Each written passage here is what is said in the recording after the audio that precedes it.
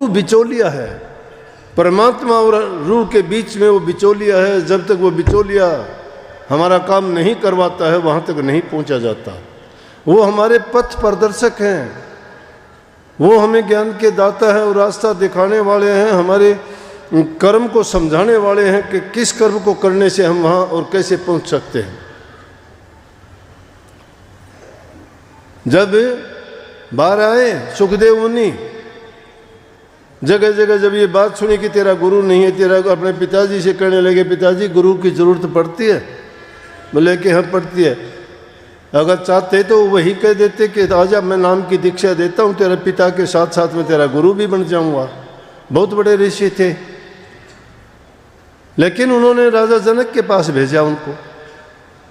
बोले कि इस वक्त में सबसे बड़ा संत जनक हैं, जनक जी के पास जाओ और उनसे तुम नाम की दीक्षा लो, तुम्हारा कल्याण होगा।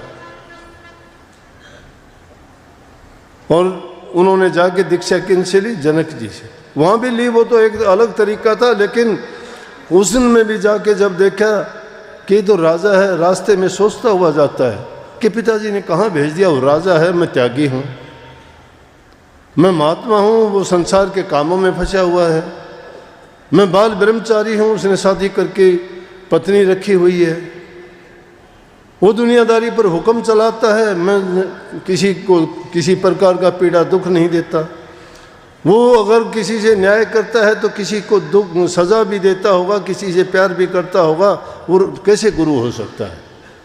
लेकिन जब वहाँ जाके देखा तो राजा जनक जानते थे, समझते थे, जान लिया था कि सुखदेव मुनि के भ्रम में डोडी पे ही बाहर खड़ा कर दिया। 7 दिन तक बात नहीं पूछी, कौन है तू, कहाँ से आया है?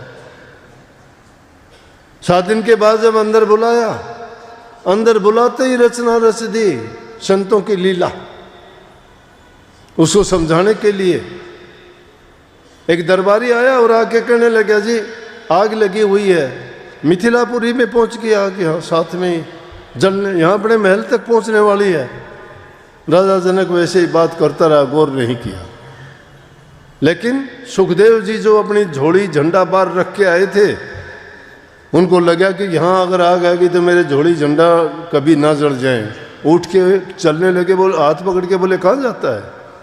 बोले जी मेरा झोली और झंडा है। ने बोला मैं अपने राज की परवाह नहीं करता, महलों तक आ गई, मैं उसके बारे में नहीं सोचता।